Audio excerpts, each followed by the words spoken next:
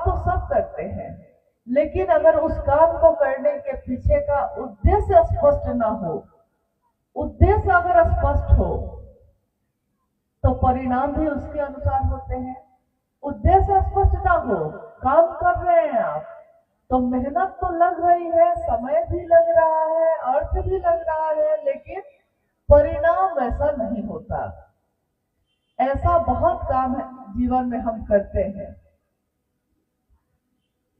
पिता ने खेत दे दिया आपको, अब उस खेत की जुताई आप कर रहे हैं। पिता खेत दे सकते हैं, संपत्ति दे सकते हैं, यानी जो लौकिक चीजें हैं, लौकिक जो सामान है वो आपको दिया जा सकता है। खेती का ज्ञान लेना पड़ता है। खेत कोई दे सकता है, लेकिन उस खेत की जुताई कब हो, मौसम कौन सा ठीक रहेगा, बिया कौन सा सही रहेगा, सिंचाई कब हो, इसके लिए आपको ज्ञान लेना पड़ता है। और अगर ज्ञान ना हो तो पिता ने जो खेत दी है, खेत तो रहेगी, उसकी कीमत होगी, लेकिन आपके किसी काम का नहीं होगा, किसी काम का नहीं, क्योंकि चीज तो है, उसको संभालने का ज्ञान नहीं है। तो महादेव के अनेक रूपों की पूजा होती आई, लेकिन इस कालखंड में शिव के शिष्य साहब हरिनानंद जी ने आवाहन किया, उद्घोष किया कि शिव भगवान तो है, लेकिन उनके अनेक रूपों में एक रूप है जगत गुरु शिव का रूप। और ये भी कहा कि हम और आप सब उस शिव के शिष्य हो सकते हैं, गुरु है उनके शिष्य हो सकते हैं। अब आते हैं हम लोग उस बात पे जिसके लिए हम सब यहाँ बैठे हैं।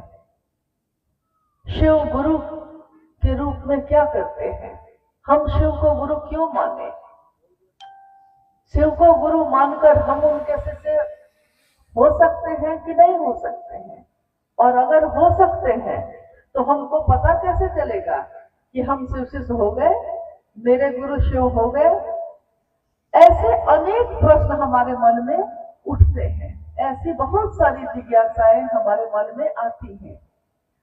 हम शिव को गुरु क्यों बनाए, जब भगवान के रूप में वो हमारी बात सुनते हैं और हमारी मनोकामना की पूर्ति भी करते हैं, तो उनको गुरु बनाने की बात आज क्यों कही जा रही है।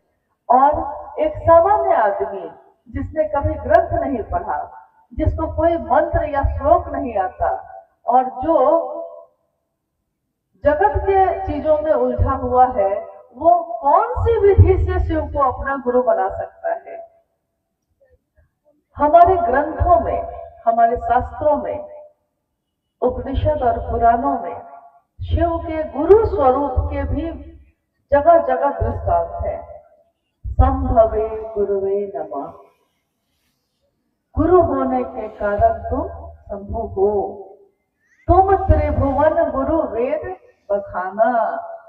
आप त्रिभुवन के गुरु हैं, यानी तीनों लोक के गुरु हैं। इसके कारण गुरु शिष्य परंपरा में आदि गुरु शिव को कहा गया। आदि का अर्थ होता है जहां से प्रारंभ हुआ, जहां से शुरुआत हुई है। आदि गुरु शिव, जगत गुरु शिव, यानी एक शरीरधारी गुरु को भी अगर हम गुरु बनाते हैं तो वो हममें कोई पात्रता ढूंढते हैं, कोई योग्यता है कि नहीं, हममें कोई पात्रता है कि नहीं, ये ढूंढते हैं। लेकिन अगर पात्रता नहीं होती तो वो भी हमको अपना शिष्य नहीं बनाते।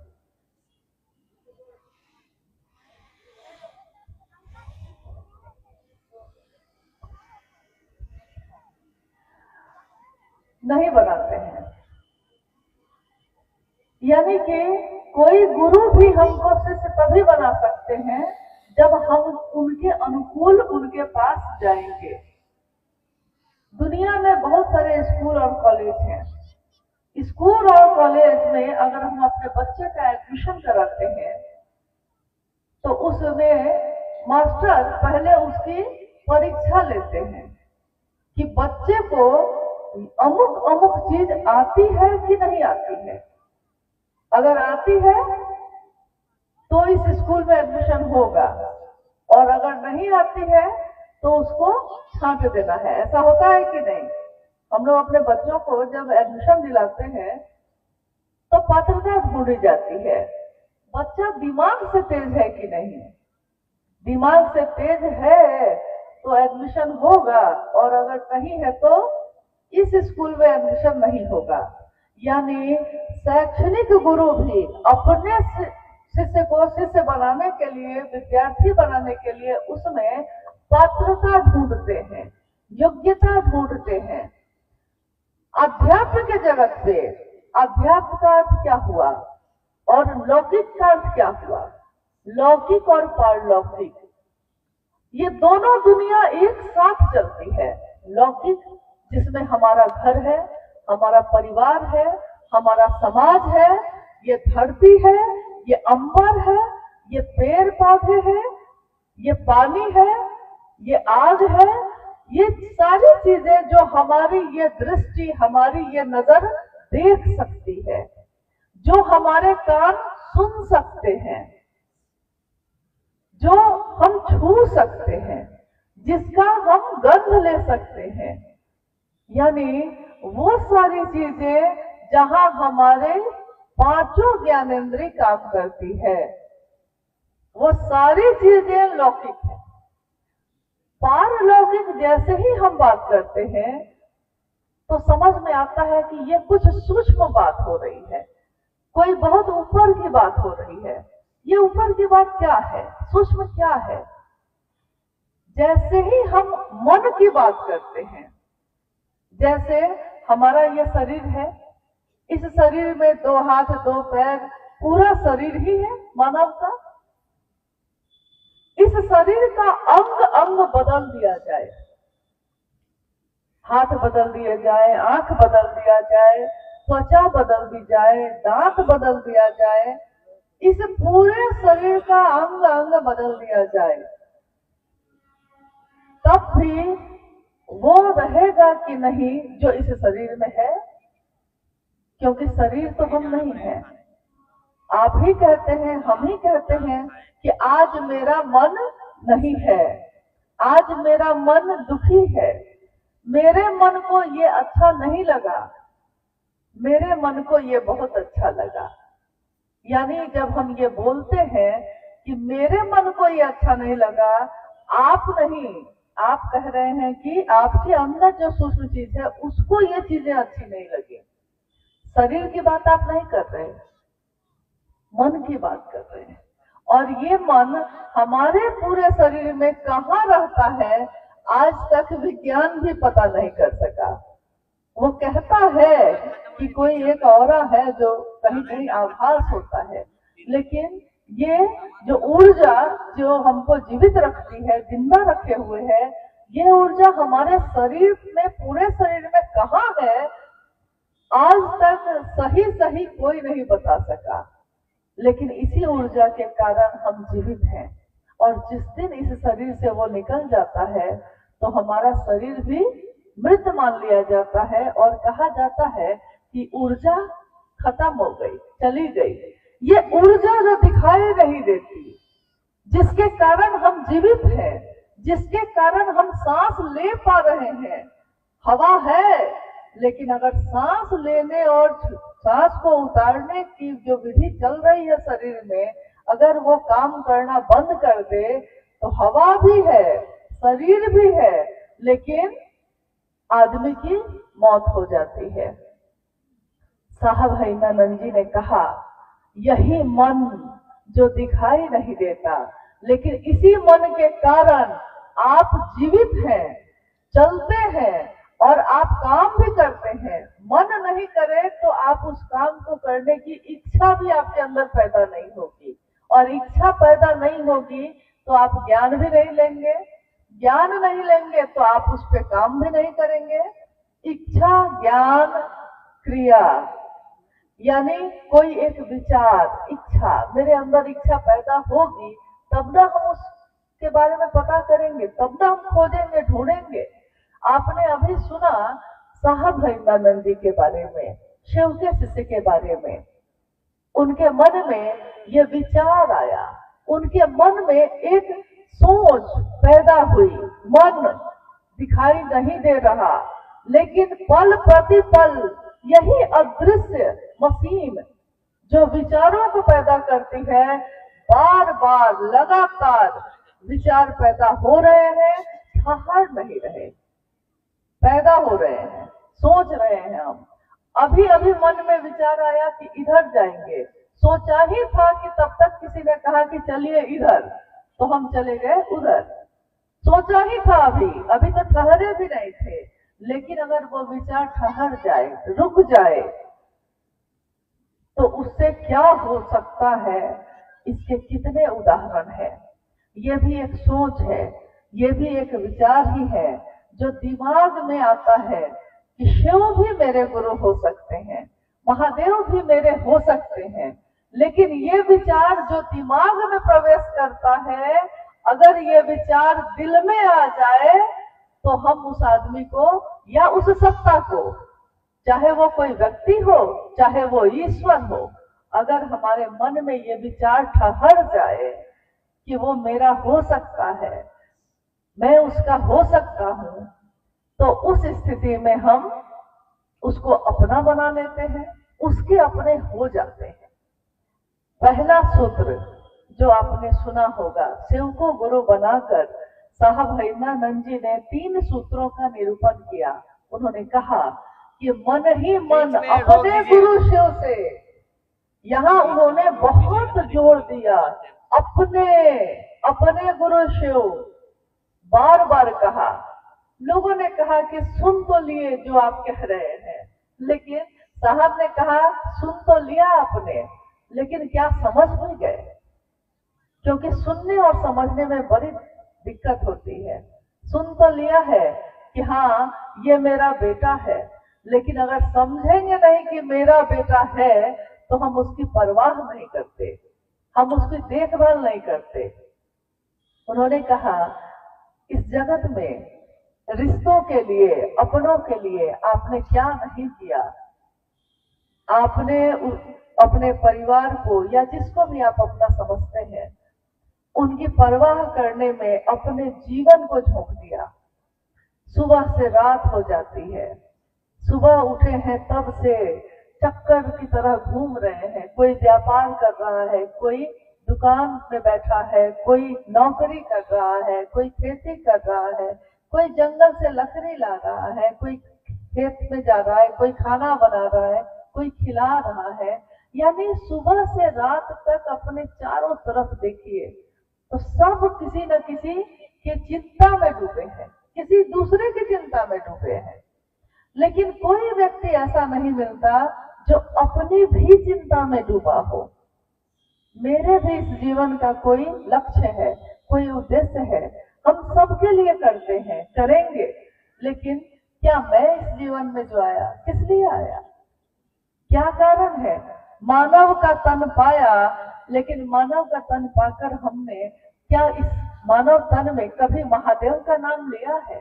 कभी उस परमात्मा को याद किया जिसके कारण ये दुनिया है, जिसके कारण ये शरीर है, जिसके कारण सांसें चलती है और खून रगों में दौड़ता है? हम सबका नाम लेते हैं, लेकिन उसी को भूल बैठे। इसीलिए साहब ने पहले सूत्र में कहा, हे शिव आप मेरे गुरु हैं, मैं आपका शिष्य हूं, मुझे शिष्य पर दया कर दीजिए। दया यानी अगर दया ना हो तो जीवन में हम कुछ भी नहीं कर सकते। थोड़ी दूर तक हमारा शरीर, हमारा मन जो साथ देगा उतना तक तो कर लेंगे, लेकिन अगर कोई मदद ना करे, कोई हम पे दया ना करे, वो परमात्मा दया ना करे, तो हम कुछ भी नहीं कर पाते। साहब ने कहा महादेव भी गुरु होंगे तो मात्र दया से ही हो जाएंगे, उनकी दया से ही सारी चीजें हो जाती हैं। हाँ, दिखता है कि हम आप कर रहे हैं बहुत सारे काम, दिखता तो है कि हम खेत में जोत रहे हैं, दिखता है कि हम बिया लगा रहे हैं, दिखता है कि पौधा हुआ है, लेकिन अनाज को पैदा हम आप नहीं कर पाते। ये कौन करता है? जो दिखता नहीं, जो कहीं समझ में नहीं आता, होता कैसे है। हमारे बच्चे हमारे सामने पैदा होते हैं, बड़े हो जाते हैं, हमारी दृष्टि के सामने बड़े होते हैं, कब बड़े हो गए पता ही नहीं चलता। एक पौधा आपने अपने घर में लगाया है, वो पौधा आपकी आंखों के सामने ही विशाल वृक्ष बन गया, लेकिन ये कब बड़ा होता गया पता ही नहीं चला। आंखों के सामने जो चीज हो रही थी, लेकिन वो इतनी सूक्ष्म है, इतनी सूक्ष्म है कि इन आंखों से वो दिखती ही नहीं है, लेकिन आपकी आंखों के सामने वो बड़ा हुआ है। इस मैदान में जितने भी पेड़ है आज, ये सारे पेड़ शुरू से तो इतने बड़े नहीं थे। किसी ने बीज लगाया होगा, पौधा हुआ होगा, छोटा सा मुलायम सा। अगर मौसम अनुकूल ना मिले तो बीज खत्म हो सकता है, पौधा कोई कुचल के जा सकता है, लेकिन आज इन विशाल वृक्षों को गिराने के लिए किसी को सोचना पड़ेगा। आसान नहीं है गिराना। ठीक वैसे ही हमारे इस मन की धरती पे शिव के नाम का बिया तो है, लेकिन इस बिया को हमने सींचा नहीं। अपने भाव से, अपनी सोच से, अपने काम से, अपने ज्ञान से अगर सींच दिया इसको, तो ये इतना बड़ा होगा, इतनी गहरी इसकी जड़ें हो जाती हैं कि फिर कोई आपको समझाएगा भी कि दूसरे भी हैं, आपकी समझ में नहीं आएगा। जिस दिन आपने सोच लिया, समझ लिया कि ये मेरा बेटा है, हो सकता है वो बेटा बहुत बुद्धिमान नहीं हो, लेकिन मेरा है, और पड़ोसी का बेटा बहुत बुद्धिमान है। लोग कहते हैं अरे अपने बेटा को छोड़ो और उसको अपना बेटा बना लो। लोग समझाते रहेंगे, आपके समझ में नहीं आएगा, आप कभी इसको स्वीकार नहीं करेंगे, क्योंकि जिसको अपना बना लिया तो बना लिया, जो मेरा है सो मेरा है। अब वो कैसा है इस पे हम विचार नहीं करते, क्योंकि अब मामला दिमाग का नहीं, अब मामला दिल का है। जो मेरा है सो मेरा है, और जो मेरा हो जाता है जब हम उसकी बात करते हैं। यानी दूसरा सूत्र, शिव की चर्चा। शिव की चर्चा क्या है? शिव की चर्चा ऐसा नहीं है कि ये पूजा नहीं है। लोग कहते हैं कि शिव की चर्चा कर लिया तो पूजा की जरूरत नहीं है। बहुत सारे लोग हमारे आपके बीच ऐसा कहते हैं, लेकिन साहब ने कभी ये नहीं कहा। उन्होंने कहा शिव की पूजा ही है ये, लेकिन शिव की पूजा का हाईटेक तरीका है। जैसे हम इसी झारखंड के जंगलों में लकड़ी चुनने जाते थे, सालों तक हमारे पूर्वज भी जाते थे, क्योंकि अगर लकड़ी चुन के नहीं लाएंगे तो घर में चूल्हा जलेगा कैसे। चूल्हा जलाने के लिए, उस पे भोजन बनाने के लिए जंगल में जाके लकड़ी चुननी पड़ती है। लेकिन फिर किसी ने कहा कि अब तो गैस का चूल्हा भी आ गया है, और घर घर में अब जाइए तो आपको दिखेगा कि गैस का चूल्हा जल रहा है। आप कहिएगा कि आपने ये कैसे, आग है उसमें भी, बिना आग के तो उस पर भोजन बनेगा नहीं। आप जब उसमें माचिस से या लाइटर से जलाते हैं तो आग तो पैदा होती है, और उसी आग पे आप भोजन बनाते हैं। आग वही है, भोजन भी वही बन रहा है, लेकिन आपने हाईटेक तरीका अपनाया। जो चीजें जगत में आ रही हैं समय के अनुसार। कभी ऐसा था कि दूसरों तक अपनी आवाज पहुंचाने में, राजा महाराजा के समय में जब हम दूसरों तक अपनी आवाज पहुंचाना चाहते थे तो हम मुनादी करवाते थे। आज भी कहीं कहीं हमारे गांव में है कि पूरे गांव के लोग को इकट्ठा करना है तो बहुत बड़ा एक, क्या कहते हैं उसको, नाम मुझको ध्यान में नहीं है, लेकिन है जो बजाया जाता है, डम डम डम डम, उस पे बजा। इसका मतलब है कि गांव के सारे लोगों को एक जगह आना है, कोई विशेष सूचना देनी है। अब आप क्या करते हैं कि अब कौन ही बजाने जाए, तो अब आपके हाथ में मोबाइल फोन है, तो आप बजाना छोड़ के कहते हैं कि फोन ही कर देते हैं, आ जाएगा। सूचना ही दिया है आपने, उस दिन भी जब बजाया था और आज भी जब मोबाइल से फोन लगा के किसी को कहते हैं कि भैया दीदी आइए, बैठक करनी है, शिव चर्चा करनी है। बात उस समय भी वही थी, काम आज भी वही हो रहा है, लेकिन हाईटेक तरीका हो गया।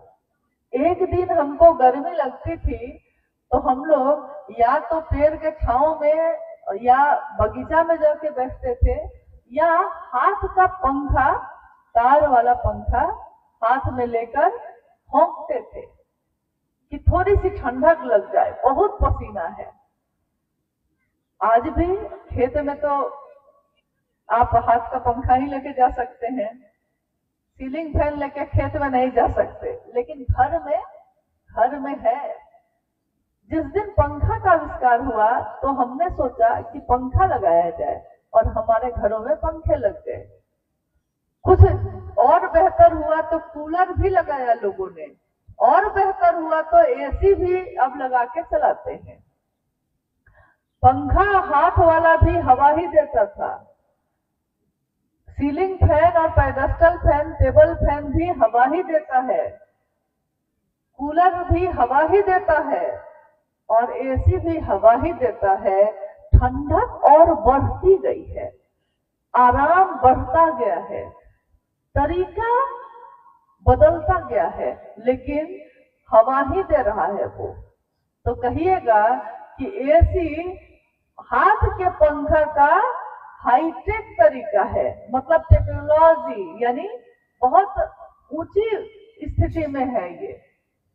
पूजा और पद्धति हमारे घरों में जो आज तक होती आई है और अभी भी होती है, उस पूजा पद्धति में जब हमारे प्राचीन समय की बात जब हम लोग कहते हैं, जब जंगल में हम रहते और गुफाओं में लोग रहते थे, तो प्रकृति के बीच पूजा होती थी।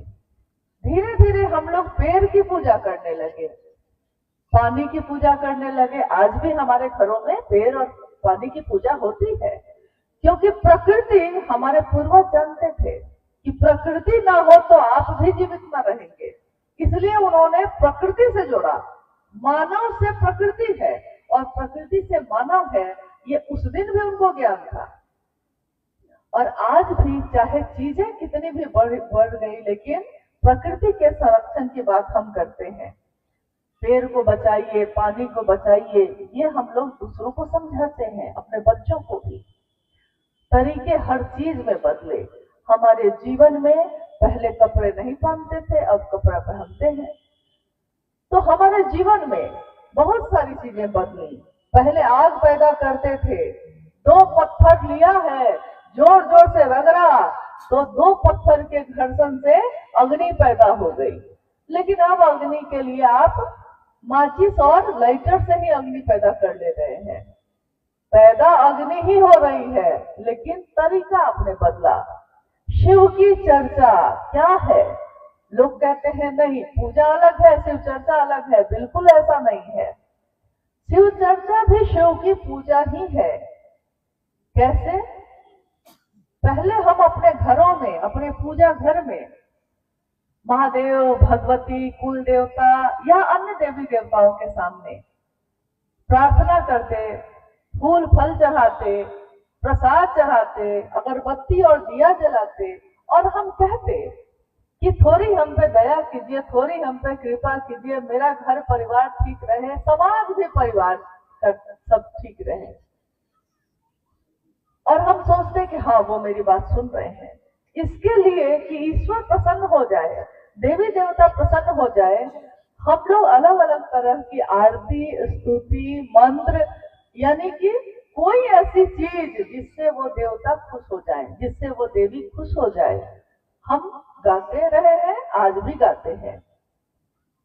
बस साहब श्री ने इतना ही कहा कि महादेव को पता है कि वो कितने अच्छे हैं, महादेव की मूर्ति के सामने खड़े होके आप कहते हैं कि कर्पूर गौरम करुणावतारम संसार सारम भुजगेंद्रहारम।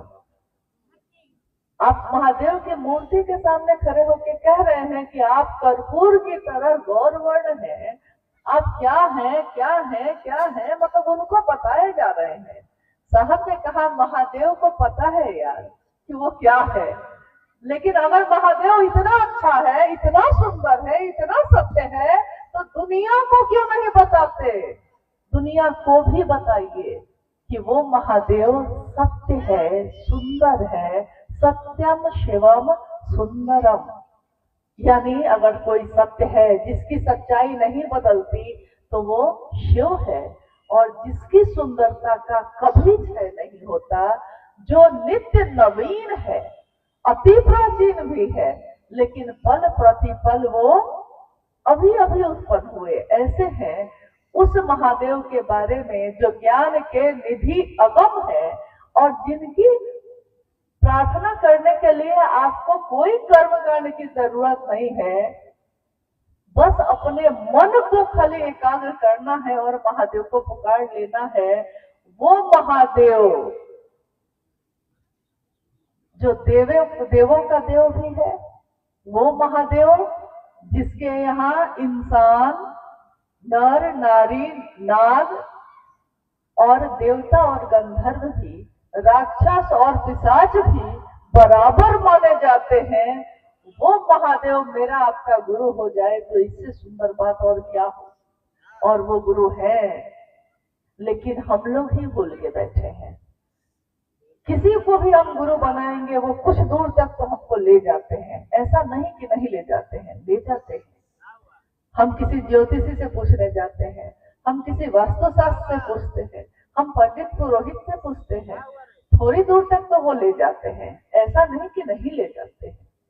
लेकिन रो रो नरक के भागी को भी अगर कोई निखार सकता है, छोटे मोटे पाप के लिए तो पुण्य में बदलने की सामर्थ्य है, लेकिन अगर कितने जन्मों के कर्मफल अगर इकट्ठे हो गए हैं और करोड़ों करोड़ों नरक के भागी बनेंगे, ऐसा भी पाप कुछ हो गया है, उससे भी रो रो नरक के भागी को भी उबार देंगे शंभु, हे रघुर के बल जा गलहार लेंगे शंभु।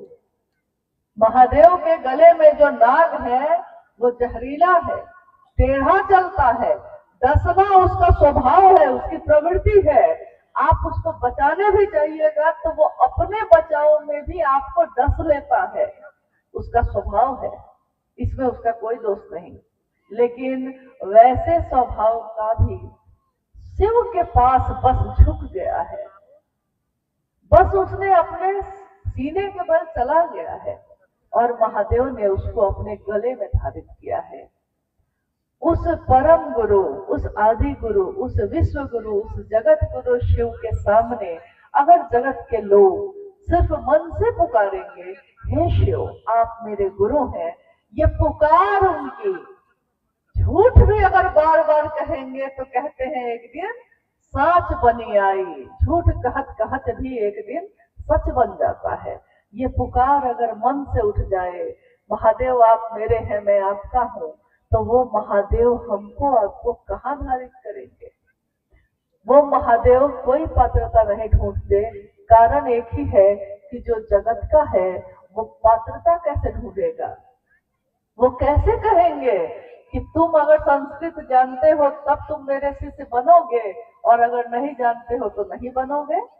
तुम अगर ब्रह्मचारी हो तो मेरे शिष्य बनोगे, और अगर गृहस्थ में रहते हो तो नहीं बनोगे। तुम शाकाहारी हो कि मांसाहारी हो, तुम इस जाति के हो कि उस जाति के हो, महादेव ही एक ऐसी सत्ता है जहां जाके सारी संकीर्णताएं खत्म हो जाती हैं। हम जो जातियों में बटे हैं, हम जो धर्म में बटे हैं, हम जो पुरुष और स्त्री के रूप में बटे हैं, ये सारी विसंगतियां संगति बन जाती है, सब एक हो जाते हैं जब हम शिव भाव में आते हैं। शिव भाव यानी मेरे मन में उस शिव के लिए थोड़ा भाव पैदा हो जाए, काम तो वही है, उद्देश्य बदल गया। महादेव के लिए महादेव को चाहा हमने, उद्देश्य बदल गया तो परिणाम बदल जाते हैं। देश में कोई हत्या हो जाए, फांसी की सजा हो जाएगी, हत्या ही है, किसी की मौत हो गई, उसकी सजा क्या होगी? फांसी होगी। उसकी सजा क्या होगी? आजीवन कारावास होगा या 30 साल 35 साल की सजा होगी। और अगर इस देश की रक्षा के लिए बॉर्डर पे चले गए हैं आप, और आपने वहां भी अपने देश की रक्षा के लिए कि इस देश के रहने वाले लोग सुरक्षित रहें, वहां भी आपने किसी को मारा है, मारा तो वहां भी है, लेकिन इसके लिए इनाम मिल जाता है। बात तो दोनों एक ही हुई, लेकिन नहीं, एक नहीं हुई, उद्देश्य बदल गया आपका। आपने सबके हित के लिए अगर कुछ किया है तो परिणाम अच्छे हैं, और अगर अपने लिए सिर्फ अपनी खुशी, अपने व्यसन के लिए कुछ किया है तो उसके परिणाम घातक होते हैं। काम तो वही है, लेकिन उद्देश्य बदलता है तो, मंजिल बदलती है तो उसका परिणाम ही बदल जाता है। साहब ने कहा, शिव ही हमारे गुरु हैं, शिव ही हमारी गति है, और शिव ही हमारे गंतव्य है। गुरु, गंतव्य मतलब मंजिल, और चलने के लिए जो ताकत चाहिए वो देने वाले भी वो स्वयं ही हैं। क्यों नहीं उस शिव को अपना गुरु बनाए? और शिव को गुरु बनाने के लिए या शिव की चर्चा करने के लिए किसी कर्मकांड की जरूरत नहीं। गरीब से गरीब आदमी भी, पहाड़ और जंगल में रहने वाला आदमी भी शिव को बस मन से पुकारता है, शिव की बात करता है और शिव भाव से भर जाता है। कर्मकांड से भाव नहीं होते, भाव होते हैं, लेकिन सिर्फ कर्मकांड अगर रह गया तो फिर उस रिश्ते का कोई मतलब नहीं होता।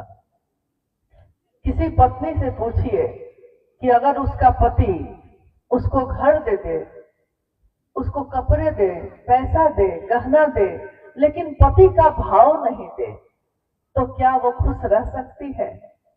सामान यानी कर्मकांड सब कुछ दिया आपने, लेकिन भाव नहीं दिया। एक भाई से पूछिए कि उसका भाई उसको खूब अच्छा खिलाए पिलाए, खूब पैसा उसा दे, लेकिन भाई का भाव नहीं दे, अपनापन नहीं दे, तो वो भाई अपने उस भाई के घर में कदम भी रखना पसंद नहीं करता। हम आप भी बहुत जगह जाते हैं, अगर हम कहीं जाते हैं और किसी ने बड़ा स्वागत किया है, सारी व्यवस्था है उसके यहाँ, लेकिन उसने भाव नहीं दिया अपनापन का, कि हमको लगे कि हाँ हम उसके लिए कुछ महत्व रखते हैं, ये भाव नहीं दिया। बस भाव नहीं दिया था, बाकी सब कुछ तो दिया था, लेकिन आप उसके यहाँ दोबारा जाना भी नहीं चाहते। यानी ये भाव बड़ा सूक्ष्म है, और भाव समझ में आता है कि कोई आपके लिए भाव रखता है कि नहीं रखता है, ये तो उसके देखने से ही समझ में आने लगता है। सूक्ष्म चीजें जल्दी पता चलती है। महादेव सूक्ष्माति सूक्ष्म है, इन आंखों से दिखाई भी नहीं देता, लेकिन उसी की इच्छा से ये दुनिया बनी है। और वो महादेव अगर जगत गुरु है और मेरे आपके गुरु भी हैं, तो उस महादेव को अगर हम देना चाहेंगे तो क्या दे सकते हैं? आप कहिएगा कि हम खूब फल देंगे, तो दे दीजिए, उस महादेव के ही तो सारे फल हैं, सारी दुनिया तो उसी की, उसको दीजिएगा भी तो उनके किस काम का? आप कहिएगा कि हम खूब मिठाई चढ़ाएंगे, तो मिठाई चढ़ाइएगा और चढ़ाते तो आप महादेव को है, लेकिन खाते तो हम लोग खुद हैं। महादेव खाने लगे अगर तो हम मिठाई ही चढ़ाना छोड़ दें। तो खैर, कपड़ा चढ़ाते हैं, खुद पहनते हैं। महादेव को न कपड़े, चारों दिशाएं जिसका आनंद हो, चारों दिशाएं जिसका वस्त्र हो, दिगंबर दिशाएं जिसका वस्त्र हो, और जो काल भी जिससे भयभीत होकर भजता है, शिव शिवम शिव शिवम, वो महादेव को हम आप अगर देना चाहें तो क्या क्या दे सकते हैं? हम कुछ भी देंगे उनके सामने इन चीजों का कोई मोल नहीं। और कोई अर्थ नहीं। लेकिन सिर्फ एक चीज ऐसी है जो हम सबके पास है और एक जैसी है, और महादेव को बस वही चाहिए। हम सारी चीज तो देते हैं, बस वो भाव ही नहीं देते। भाव, महादेव सिर्फ भाव से ही मिलते हैं, और गुरु के रूप में बिना भाव के भी मिलते हैं।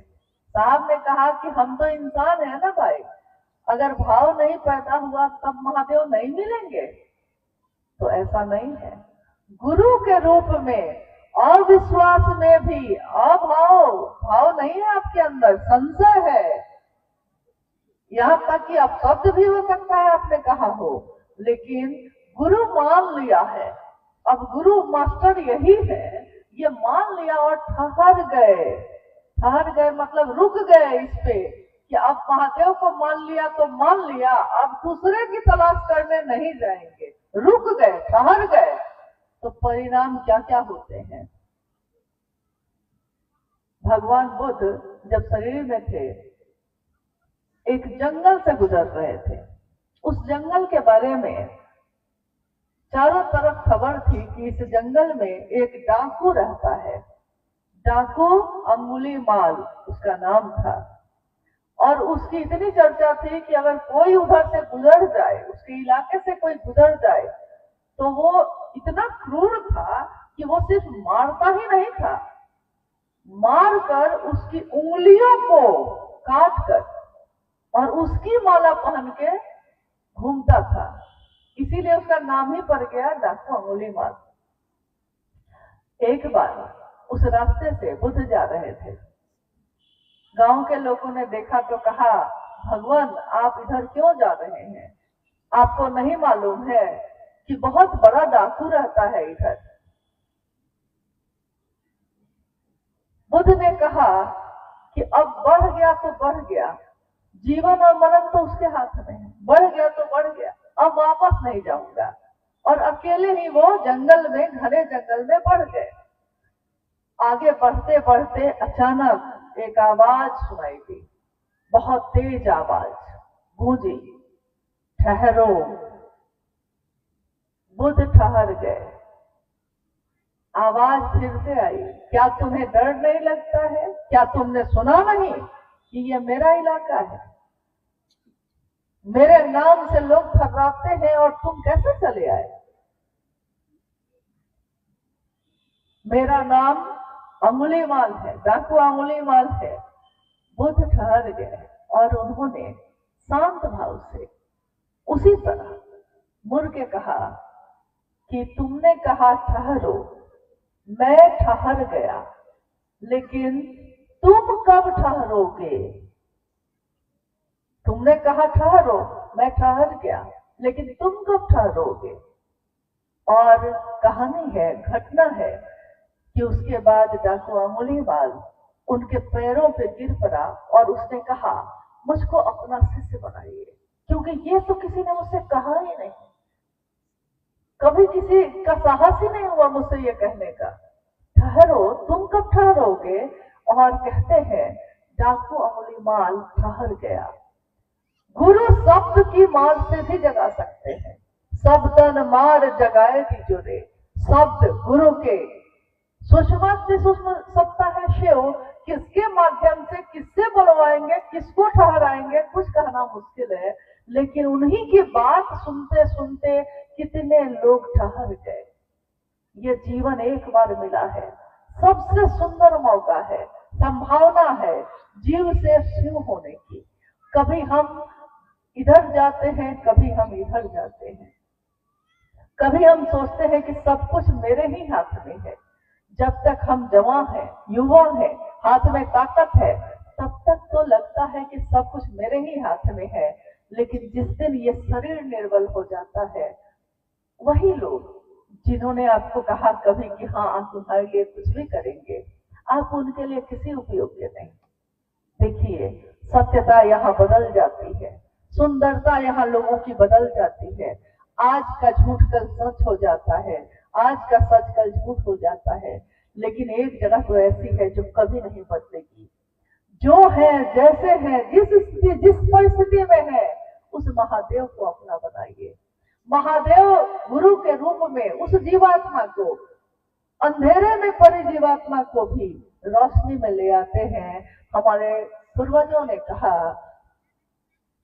कि ज्ञान का दिया जब जलता है तो सारा अंधेरा दूर हो जाता है। मन का अंधेरा, जगत का अंधेरा तो हम टॉर्च जला के दूर कर सकते हैं, बत्ती जला सकते हैं, दिया जला सकते हैं, तो दुनिया का अंधेरा तो दूर हो जाता है। लेकिन अगर उस रोशनी में भी मेरे मन में अगर अंधेरा है तो उस अंधेरे को कौन दूर करेगा? उन्होंने कहा कि महादेव है। जैसे ही उनका नाम लेते हैं, इस शब्द का अर्थ अगर पता है आपको तो इस अर्थ में भाव है, और जैसे ही आपके मन में ये प्रवेश करता है, आपके मन में फैला सारा अंधेरा स्वतः दूर हो जाता है। अंधेरे को दूर नहीं करना पड़ता, अंधेरा रोशनी के आते ही गायब हो जाता है। उसको हटाना नहीं पड़ता, भगाना नहीं पड़ता। जैसे ही रोशनी आती है, अंधेरा तो खुद ही खत्म हो जाता है। उस रोशनी को अपने जीवन में लेकर आइए, ताकि हमारे जीवन में, हमारे मन में फैला अंधेरा दूर हो सके। तीसरे सूत्र में उन्होंने कहा, मन ही मन उस शिव को प्रणाम करिएगा। शिव की चर्चा भी शिव के लिए करिएगा। बाकी दुनिया के सारे काम तो हम दूसरों के लिए करते ही हैं। जगत बेचकर जगत खरीदते हैं, यानी कभी धान बेचते हैं तो कभी साबुन खरीदते हैं, कभी धान बेचा है तो बेटी का ब्याह करने के लिए कपड़ा और गहना खरीदते हैं। यानी जगत की चीज को बेची है और जगत की चीज खरीदी है। ये रिवाज तो पुराना है, सदियों से होता आया है, लेकिन महादेव के लिए महादेव को चाहा है हमने। ये जगत का प्रचलन नहीं है, दुनिया ने ये काम नहीं किया कभी। महादेव ने सब कुछ दिया, हमने महादेव को अपना भाव भी नहीं दिया। ये एक रास्ता है शिव की शिष्यता का, जिसकी मंजिल भगवान शिव स्वयं है। स्वयं मतलब स्वयं, सिर्फ वो, और कोई नहीं। इस जगत का कोई भी मेरी मंजिल नहीं हो सकता, क्योंकि मंजिल तो बदल जाती है। आज ये व्यक्ति अगर मेरी मंजिल है, इस व्यक्ति का शरीर खत्म होगा तो मेरी मंजिल खत्म हो जाएगी। लेकिन वो अगर मंजिल बन जाए जो स्वयं हूँ है, और न इनके जन्म का पता, न इनकी मौत आज तक सुनी है, वो महादेव ही अगर मेरी मंजिल हो जाए, इससे सुंदर बात और कुछ भी नहीं हो सकती। तो आज का ये कार्यक्रम भी इसी के उद्देश्य के तहत किया गया है कि हम सबके मन में फैला अंधेरा दूर हो। हे महादेव, आप मेरे मन में प्रवेश करिए। और महादेव को हम क्या दे सकते हैं? तो उनको और कुछ चाहिए भी नहीं। अमीरों के लिए भी वैसे ही है, गरीबों के लिए भी वैसे ही है। यहाँ तक कि मालिक बड़े करीब से सुनते गरीब की पुकार, अगर मन से हो तो वो सुनते हैं महादेव। आपके रुपए पैसे से नहीं सुनते, वो आपके धन दौलत से नहीं, आपके कालीन से नहीं, आपके कीचड़ में पड़े पांव भी अगर उनको पुकारते हैं तो महादेव वहां भी आपकी मदद के लिए आते हैं, कहीं भी आते हैं। उनको इन चीजों से कोई फर्क नहीं पड़ता। हमको आपको फर्क पड़ता है, लेकिन महादेव को नहीं। आइए, हम लोग इस कार्यक्रम में अगर कोई जिज्ञासा आई है, कोई प्रश्न आपके मन में अगर उठा है, सचमुच में उठा है, तो कोशिश करेंगे हम लोग कि उसका उत्तर दे सके। लेकिन कोई यहाँ विद्वान तो है नहीं, जितना आपने जाना है उतना ही, या शायद हो सकता है उससे भी कम मैं जानती, लेकिन इतना जानती हूँ कि भूल गई सब कुछ, याद नहीं अब कुछ। बस एक बात नहीं भूली, और महादेव की दया बनी रहे कि ये बात न भूलो कि महादेव आप ही हैं मेरे, और कोई नहीं। ये बस याद रह जाए। ये बात साहब ने याद दिलाई थी। उन्होंने कहा कि भूल जाओ सब कुछ अगर, तब भी चलेगा, बस उसको मत भूलना। उसको अगर याद रख दिए, राजा अगर तुम्हारा है तो राजा का सारा राज्य भी तुम्हारा ही है। अगर उस घर का मालिक मेरा है तो घर का सारा कुछ मेरा ही तो है। बस उनको याद रखे, हम इतनी कोशिश करते हैं।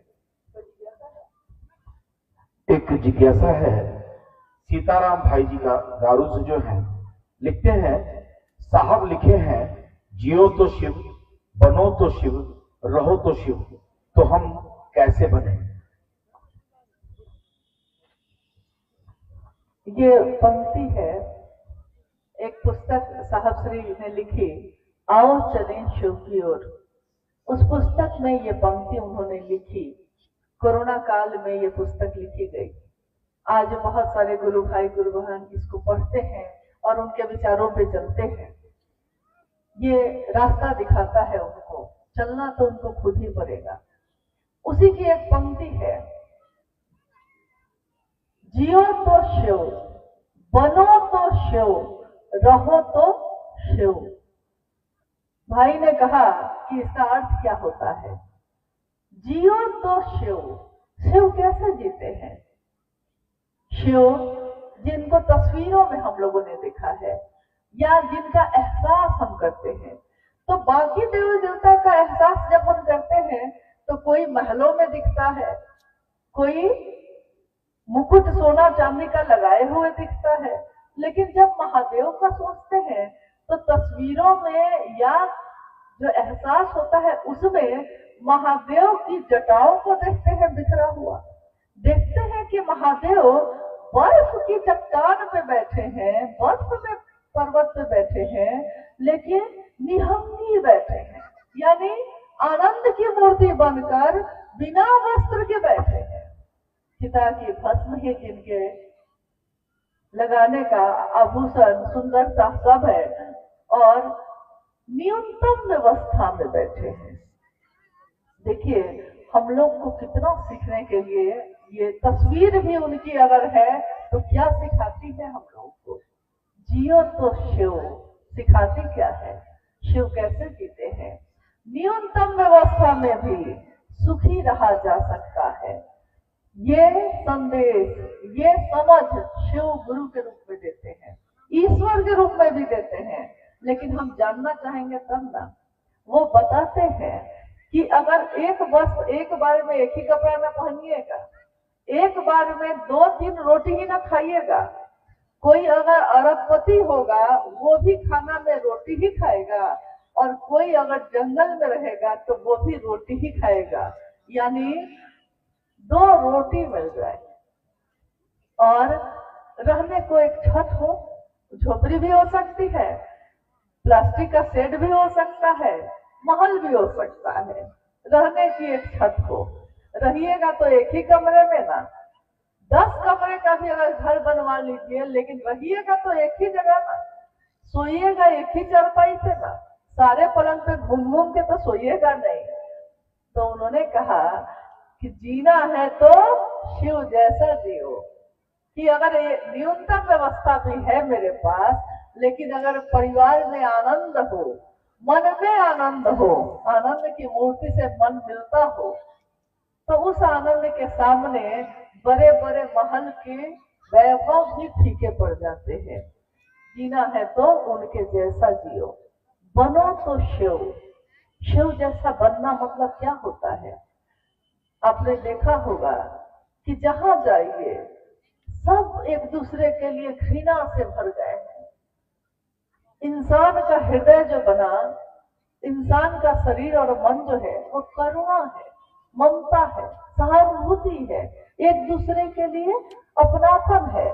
लेकिन आज देखिए दुनिया में कि हर आदमी एक दूसरे पे चिल्ला रहा है, बोल रहा है, घृणा बढ़ गई, प्रेम कम हो गया, यहाँ तक कि अपनों की बड़ाई भी नहीं करते लोग। कितने लोगों को आपने देखा होगा कि अगर किसी में कोई गुण हो, घर में बहू आई है, भोजन बहुत अच्छा बना रही है, लेकिन मजाल है कि कोई उसकी बड़ाई कर दे खुले दिल से, बड़ा मुश्किल है। ये कहना कि तुमने जो बनाया हमको भी नहीं आता, इतना अच्छा बनाया, कितना सुंदर बनाया, आपने जो ये काम किया कितना सुंदर किया, इतना अच्छा तो हमको भी नहीं आता। इस तरह की बोली तो आजकल सुनने में ही नहीं आती। यानी कोई किसी की प्रशंसा में अपना दिल बड़ा नहीं करता, दिल बड़ा करता है लेकिन बुराई करने में।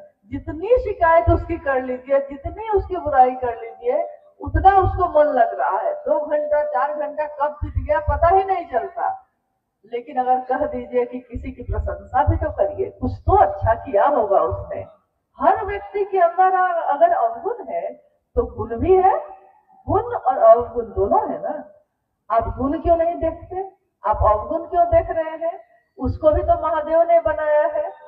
तो अवगुण है या गुण है, महादेव ठीक करेंगे। थोड़ा अपने दिल को बड़ा तो करिए। अगर महादेव देखने लगे कि हम में गुण है कि नहीं तो क्या होगा? महादेव के बारे में कहा गया कि अशेष गुणम है, उनमें इतने गुण है, इतने गुण है, इतने गुण है कि गुण शेष ही नहीं होते, खत्म ही नहीं होते। और कहा गया कि गुणहीनम है, कोई गुण ही नहीं है उनमें। देखिए दोनों पहलू तो महादेव के ही ना है, कोई गुण भी नहीं, लेकिन इतने गुण है, इतने गुण है कि खत्म ही नहीं होते। तो जब महादेव की बनाई हुई दुनिया है, आप हम कौन है किसी की इतनी समीक्षा करने वाले? अरे अगर दे सकते हैं, बनना है तो शिव बनिए ना। जिसने लोगों ने तो संसार को बचाने के लिए कहा कि महादेव हलाहल विष ही पी जाइए आप। कहानी है ना, कथा तो है, ये सुना है आपने, कहानियां कथा तो खूब सुने हैं सब कुछ। कि समुद्र का मंथन हुआ और जब उसमें से बहुत सारे रत्न और अमृत भी निकले, लेकिन उसमें हलाहल निकला। हलाहल यानी कालकूट विष, एक ऐसा विष जिसके निकलने से ही चारों तरफ इतना जहर फैलने लगा कि लोग मूर्छित होकर, देवी देवता भी मूर्छित होकर गिरने लगे।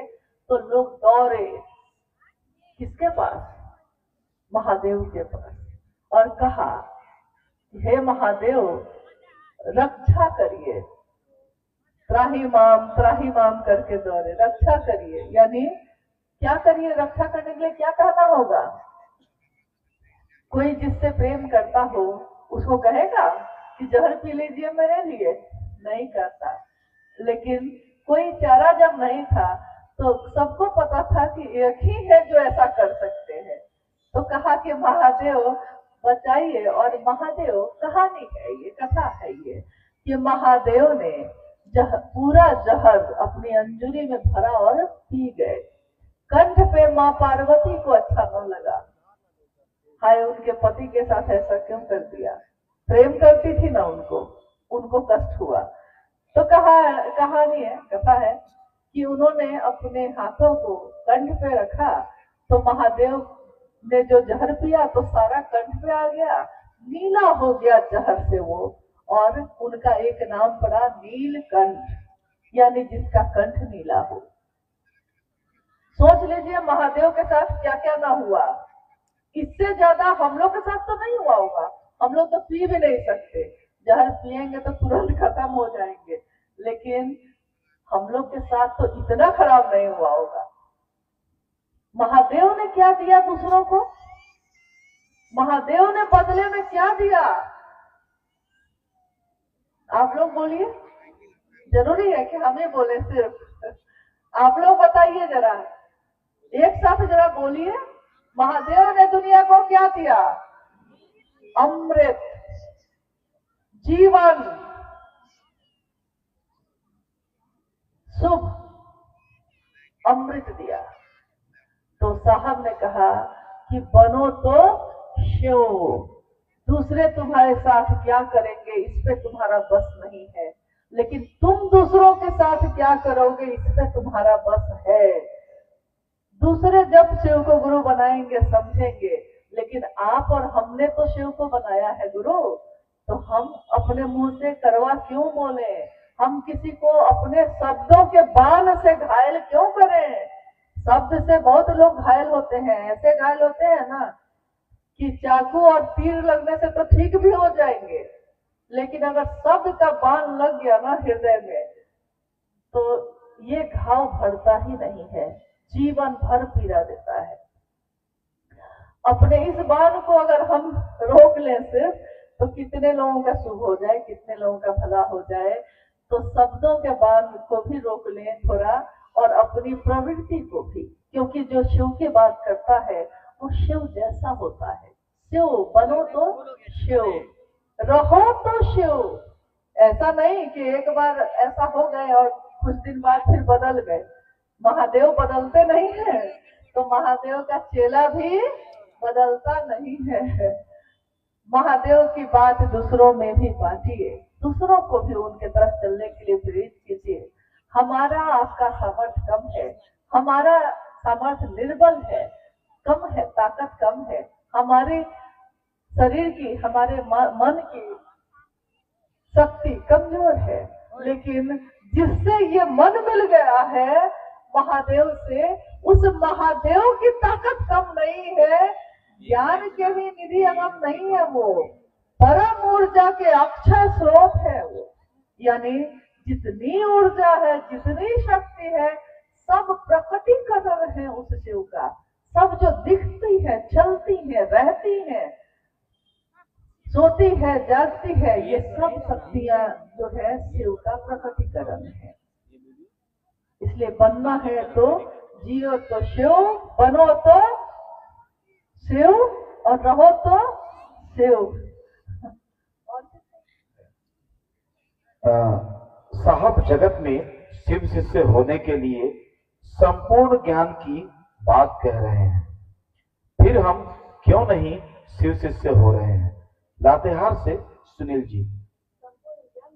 हाँ, साहब जगत में शिव शिष्य होने के लिए संपूर्ण बात कह रहे हैं, संपूर्ण ज्ञान की बात कह रहे हैं। अच्छा ठीक है, जिज्ञासा आपने सुनी कि साहब ने जगत में रहने के लिए संपूर्ण ज्ञान की बात की। संपूर्ण ज्ञान क्या होता है? जैसे जब हम लोग कहते हैं कि किसी कोई ज्ञान को उपलब्ध हो गया, तो हम कहते हैं सम्यक ज्ञान हो गया उसको। हमारे आपके जैसे सामान्य लोग, अति सामान्य लोग हम लोग हैं, हम लोग को लगता है कि कोई बहुत बड़ी चीज है जो हम लोग से नहीं हो सकेगा, हम लोग को कभी नहीं हो पाएगा, हम लोग को आता ही क्या है। लेकिन शिव के शिष्य साहब हरिनानंद जी ने कहा सम्यक मतलब समझ, पूरी की पूरी समझ हो जाना इस बात की कि आए हैं कहीं से और चले जाना है कहीं, रहना नहीं देश वीराना है, यह जीवन कागज की पुड़िया, बूंद पड़े खुल जाना है। मौत की एक बूंद पड़ती है और ये जीवन खत्म हो जाता है। जन्म भी होता है तो उस जन्म से पहले ये बच्चा कहाँ था ये भी नहीं पता हमको, तो न आने का पता है न जाने का पता है। जैसे इस मैदान में आए अभी और अब चले भी जाएंगे, जैसे ट्रेन पकड़ने के लिए कुछ लोग चढ़ते रहते हैं, कुछ लोग उतरते रहते हैं, वैसे ही इस जगत में रहने के लिए कुछ लोग आते रहते हैं, कुछ लोग जाते रहते हैं। लेकिन ये जगत चलायमान है, चलता ही रहता है, किसी के लिए नहीं रुकता।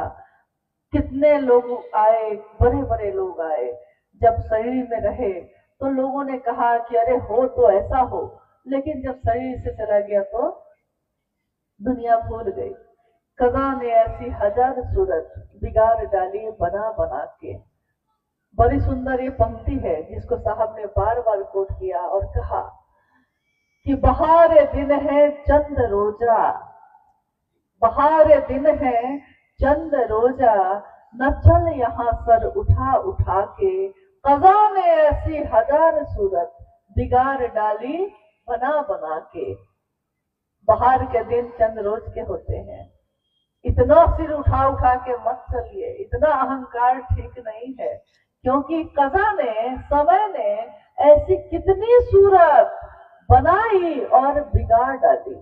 इसलिए रहना है जो बड़ा होता है, जिसमें फल होते हैं, वो वृक्ष नम्र होते हैं, झुके होते हैं। तो रहना है तो वैसे रहिए जैसे शिव होते हैं। शिव जिसको देते हैं वो अहंकार से भर के भले घूमने लगे, लेकिन वो शिव जो सबको देने वाले हैं खुद परम शांत है, शांति की प्रतिमूर्ति बन के बैठे हैं।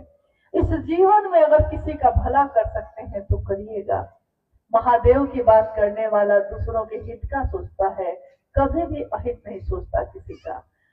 दूसरों का शुभ हो, दूसरे भी प्रेरित हो शिव की दिशा में चलने के लिए। शिव हमारे भारत की, हमारे देश की संस्कृति की जड़ों में है, घर घर में है। आप बताइए, 33 करोड़ देवी देवता कहे जाते हैं, बाबा कह के आपने किसको पुकारा है? ईश्वर भगवान का दर्जा तो बहुत लोगों को दिया, लेकिन बाबा तो आपने महादेव को ही कहा। बाबा यानी पिता का भी पिता, और भी ज्यादा प्रिय। तो उस बाबा को आज अपना गुरु बनाने की बात है। अपना बनाइएगा तो दर्द होगा। महादेव की बात करने वाला, महादेव की दिशा में चलने वाला, कहते हैं कि गुरु अपने शिष्य में दिखते हैं। शिव कैसे गुरु है, शिष्यों को देख के ही कोई समझेगा। मेरा बेटा अगर फर्स्ट डिवीजन से पास करता है तो उसके मास्टर के बारे में आप पता करते हैं। आप कहते हैं कि कौन मास्टर पढ़ाया है भाई, मास्टर बड़ा अच्छा है। क्योंकि बच्चा अबोध हो सकता है, बच्चा कभी गुण वाला और बिना गुण वाला हो सकता है, लेकिन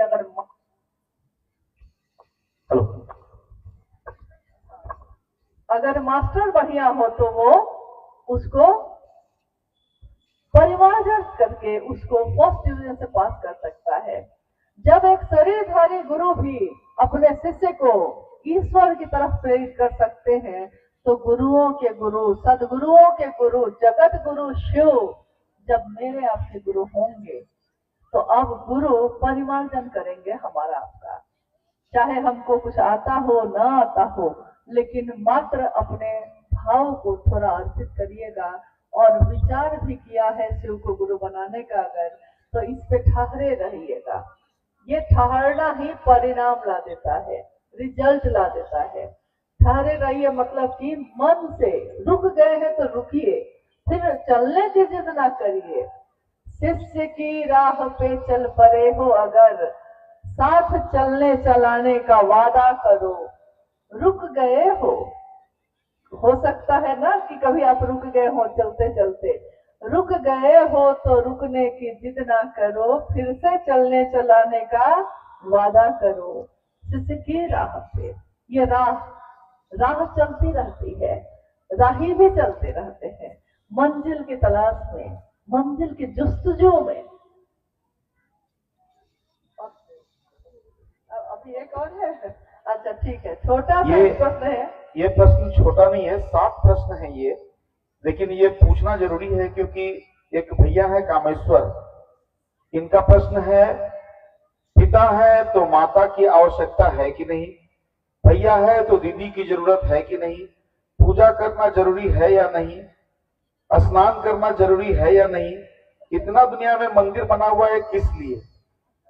तो ये लोहरदगा के भैया है, तो मुझे बड़ा भोला भाला प्रश्न लगा, इसलिए मैंने कहा इसको पूछना जरूरी है। ये बात सही कही इन्होंने, सही बात है कि इतने जगह हम रोज जाते हैं, लेकिन ये प्रश्न बड़ा भोला भाला है।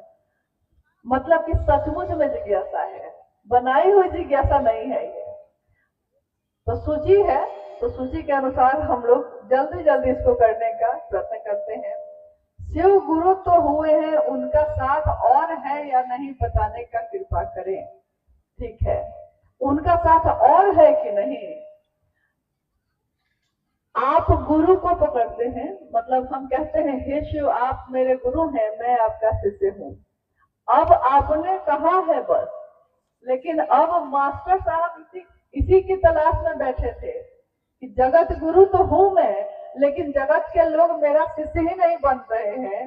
तो जैसे ही कोई जगत का कोई कहता है हे शिव आप मेरे गुरु हैं, कि महादेव ही अब उसको पकड़ लेते हैं।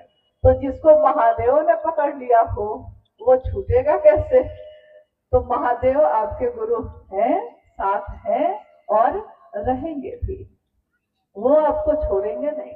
एक उन्हीं का तो साथ है जो कभी छोड़ते नहीं।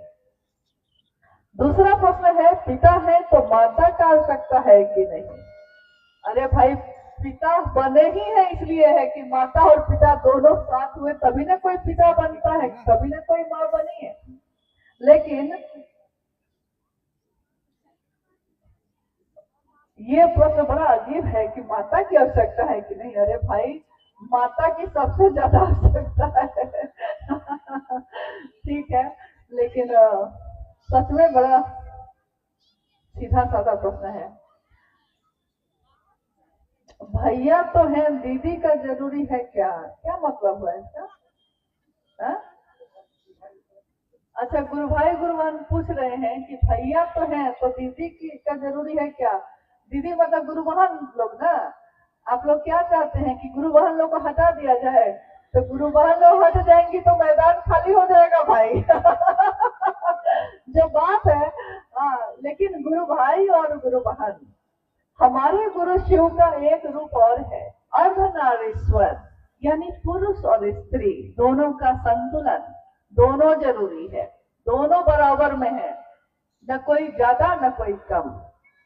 अगर असंतुलन होता है तो शिव असंतुलन पसंद नहीं करते, क्योंकि उनका चरित्र भी देखते हैं आप, जीवन चरित्र या तस्वीर या कुछ भी देखते हैं आप, तो आपने देखा होगा कि गृहस्थों के भी साकार आदर्श शिव हैं। इसीलिए जब हमारे बच्चों का विवाह होता है तो हम अपने बच्चों को आशीर्वाद देते हैं, गौरी शंकर की जोड़ी बनी रहे, उमा महेश्वर की जोड़ी बनी रहे, क्योंकि हमको पता है कि उमा के महेश्वर कैसे हैं और महेश्वर की उमा कैसी है।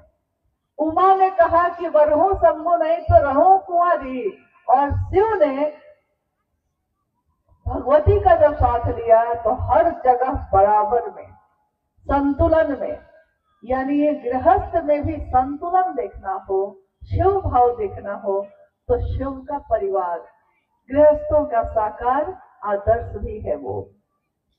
इसीलिए भैया का रहना भी जरूरी है और दीदी का रहना भी जरूरी है, दोनों का रहना जरूरी है। संतुलन हो जाए तो और सुंदर हो जाएगी। स्नान करना जरूरी है या नहीं? अगर पानी है तो नहा लीजिए, लेकिन अगर राजस्थान के रेगिस्तान में रहते हैं तो नहाना तो चाहते हैं आप, लेकिन पानी नहीं है। और इसी पे देखिए बहुत बड़ा संदेश साहब ने दिया है तो ये हंस रहे हैं हम लोग, लेकिन आप भी जानते हैं कि जीवन को जीने के लिए अगर पानी ना हो तो जीवन कितना कठिन होगा। इसलिए साहब ने शिव को गुरु बनाने का आह्वान तो किया, उसके साथ साथ उन्होंने इस चीज पे अपने जीवन में हमेशा बहुत जोर दिया कि वृक्ष लगाए जाए, जरूरत हो तो वृक्ष कटे लेकिन वृक्ष लगाए जाए, क्योंकि आपको हवा चाहिए जीवित रहने के लिए। वृक्ष की जड़ें पानी को रोकती हैं, तो पानी चाहिए आपको पीने के लिए।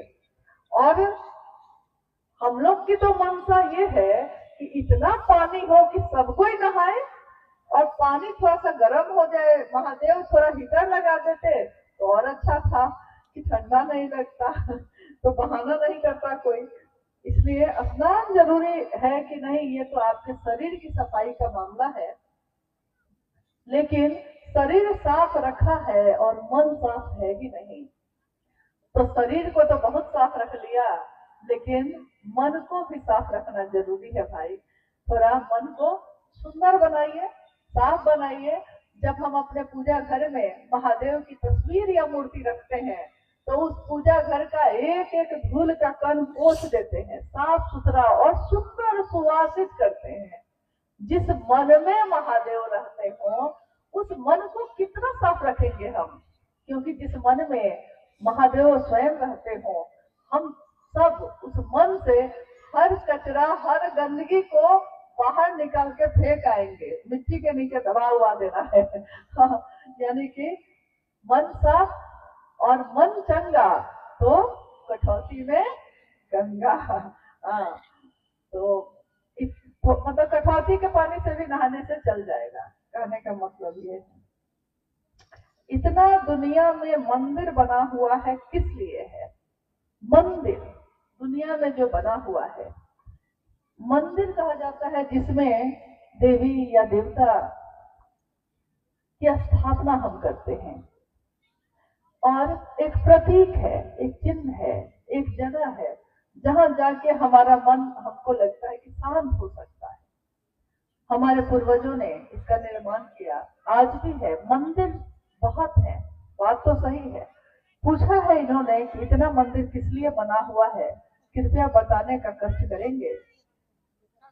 देखिए, इन इंसान हमेशा ये चाहता है कि उसकी दुनिया सुंदर हो, शांति सबको पसंद है, किसी को झगड़ा पसंद नहीं, सुंदरता प्रेम सबको पसंद है, किसी को घृणा पसंद नहीं। आपको पसंद है, हमको पसंद है, किसी को घृणा पसंद है नहीं। आप देखिएगा कि कहीं पे कुछ सुंदर भजन कीर्तन या अर्चना हो रही हो कहीं, तो आपका मन भी उस भाव में डूब जाता है। लेकिन अगर कहीं चौक चौराहे पे कोई गाली गलौज कर रहा हो, मारपीट कर रहा हो, तो वहां जाके आपको आपके मन को अच्छा लगता है? नहीं लगता। आप चाहते हैं कि वहां से कितना जल्दी हट जाए। यानी मंदिर की स्थापना हुई, मंदिर लोग गए भी, लेकिन अगर मंदिर जाके भी हमारा मन वहां एकाग्र नहीं हुआ तो क्या फायदा। मंदिरों की स्थापना हुई इसलिए कि भारत विश्व गुरु भी है।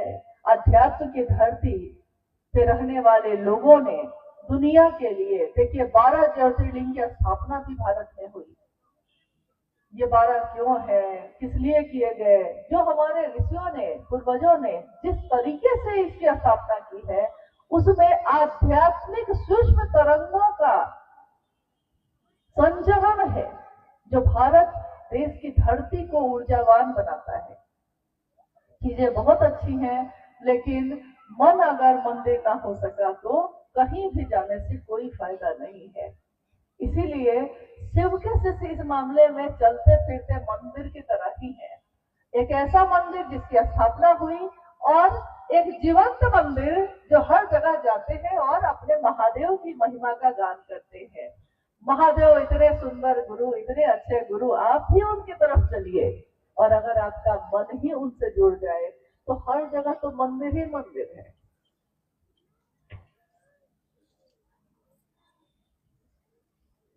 ये क्या है? ये अच्छा, अंतर्यामी। हाँ, माफ कीजिएगा। हाँ, ये अंतिम प्रश्न है जिसको हम लोग पढ़ रहे हैं, और ये है आज के लिए अंतिम। मतलब आजकल लोग शब्द का अर्थ से अनर्थ भी बनाते हैं भाई। जीवन का तो हम लोग को नहीं पता कि कब तक जीवित रहेंगे, कब तक नहीं रहेंगे, लेकिन अंतिम मतलब ये मत समझ लीजिएगा कि अभी तुरंत हम जाने वाले हैं ऊपर, अभी नहीं। कुछ दिन बाद हो सकता है ऐसा हो जाए। अंतिम प्रश्न मतलब आज के इस कार्यक्रम का इसमें है कि अंतर्यामी गुरु शिव हैं, तो साक्षात गुरु की आवश्यकता पड़ती है क्यों? साक्षात गुरु का अर्थ हुआ शरीरधारी गुरु। देखिए, जो शरीरधारी गुरु हैं वो भी आपको परमात्मा से ही मिलाते हैं। कोई जो ईश्वर से जुड़ा हुआ आदमी होगा, जो शिव से जुड़ेगा, अध्यात्म की धरती पे चलेगा, उसकी मंशा यही होती है कि दूसरे भी उस तरफ चले। तो कुछ दूरी तक तो वो ले जाते हैं, ये भी बात सच है, लेकिन आखिर वो भी शिव से लेकर ही हमको देते हैं। और साहब ने कहा कि वो भी शरीर में आए, उन्होंने भी शिव को अपना गुरु बनाया। चाहते तो वो भी गुरु बन जाते, लेकिन उन्होंने देखा कि इतने गुरु तो पहले से है नहीं। और शिव के बारे में भी उन्होंने कहा कि गुरु शंकर रूपिणम, यानी गुरु कैसा हो तो शंकर जैसा हो। उन्होंने कहा शंकर जैसा क्यों? स्वयं जब गुरु शिव है तो दूसरे की तलाश क्यों है? जब हम एक शिव है गुरु, तो दुनिया ऐसी हो गई है, अगर दुनिया के लोग उस शिव को अपना गुरु बनाएंगे तो दुनिया कितनी सुंदर होगी। और जब गुरुओं के गुरु भी वही हैं, सदगुरुओं के गुरु भी वही हैं, तो शिव को अपना गुरु बनाने की बात है।